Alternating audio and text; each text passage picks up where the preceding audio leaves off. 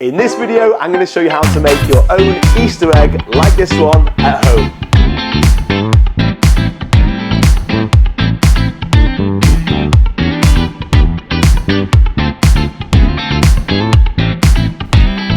Et voila. Let's get straight into it. What you will need is about 1 kilo of milk chocolate. That's more than enough. You'll need about 200 grams of white chocolate, some colour if you decide to change up the colours. You'll need an Easter egg mould, ideally a nice big one that you can get online. If you can't find it, let us know, we'll link it in the description. Some piping bags. Make sure you've got some solid pieces of milk chocolate in case you need to cool it down. That is all about the tempering, and if you don't know what that is, check the link right here. Okay, I've got some scissors, I've got a spatula, and I've got a scraper. Let's do this.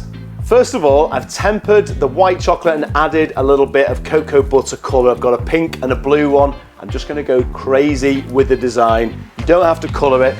Do whatever you want. Chocolate in the piping bag with a tiny little hole in the end. And I'm going to take some inspiration from my bandana design with some lightning bolts and just kind of a doodle style egg. And I'm going to pipe all the detail onto the inside, and then we fill it with milk chocolate so all the detail stands out. So at this point I'm thinking about the design and what I want the egg to look like when it's finished. Different size spots. You can also do some stripes.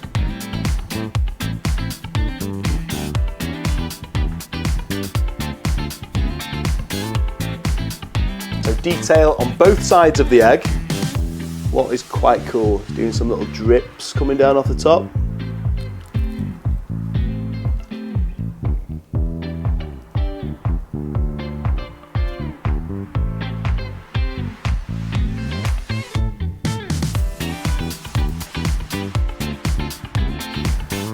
It's quite fun. So once all the detail has completely set, and you'll know because it will start to go slightly matte, it loses its shine slightly. At that point you know that it won't smudge when you add the milk chocolate. So leave it to dry. If it's not setting quick enough, stick it in the fridge for a couple of minutes. So I've got about 1 kilo of tempered milk chocolate here, which I'm just going to pour in, filling the egg about 3/4 full. Do the same on both sides. This is the fun bit. It's satisfying, this bit. I'm just going to literally roll the chocolate over the edge because we're trying to build up a nice, thick, strong edge. So we're going to keep on rolling. Keep rolling, rolling, rolling.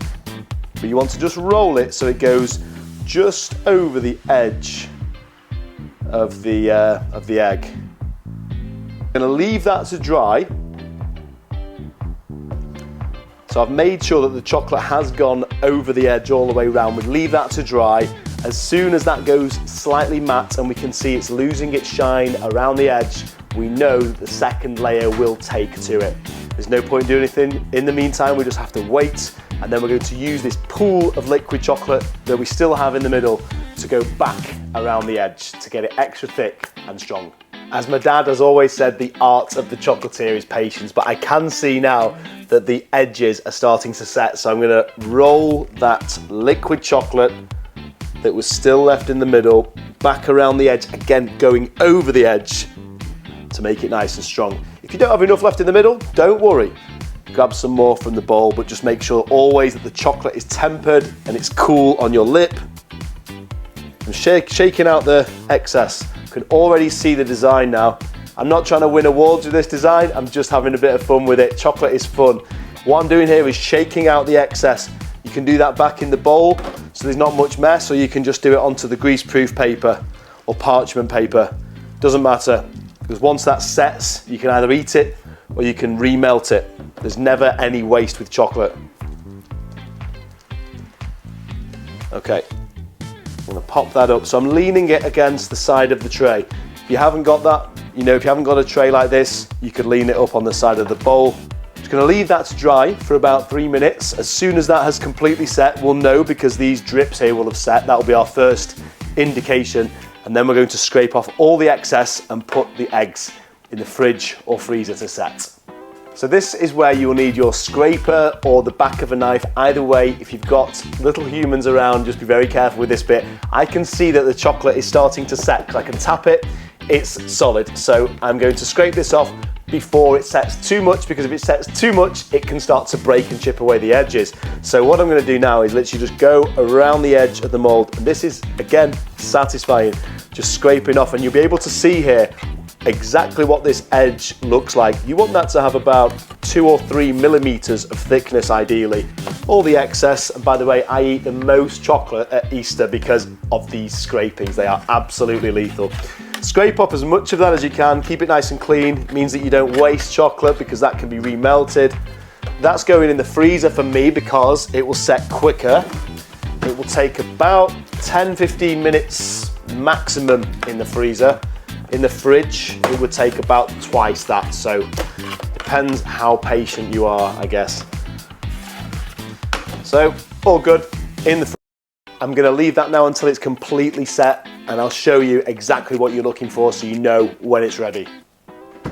Eggs are ready, and the reason why I know they are ready is because it's got like a frosted effect right the way across the back of the mold, and also when I lift it up, it just releases. When chocolate sets, it shrinks, so it should just fall out of the mold. So what I'm going to do now is just literally release those out, pop them here, and then I'm going to do two things. First of all, I'm going to pipe a blob of chocolate onto the greaseproof or parchment paper. That's going to be a little bit of a stand or platform to sit the egg upright on.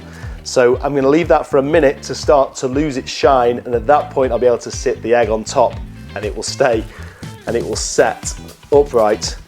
And I'm now going to pipe chocolate glue all the way around the edge of the egg. Sit the other half on top. You could put things inside it, you could fill it with sweets, gifts, whatever you want. Use your pure imagination. And then just leave it. The reason why it's important that the egg has got a nice thickness as well is because at this point it sits still. If you had one thick part, it'd be rolling around. If that does happen, you could sit it back in the mold to keep it static in one place. I'm waiting for this to lose its shine, and I've got to sit the egg upright before it sets too much. It's got to be soft, dull, but not too hard. Come on. This is quite a tense moment right now. Making sure that the chocolate is setting around the edge of this piece of chocolate so that it's at least half an inch or a centimetre dull. And at this point, it is. It's still slightly shiny in the middle and dull around the outside. That's what we want. So here we go.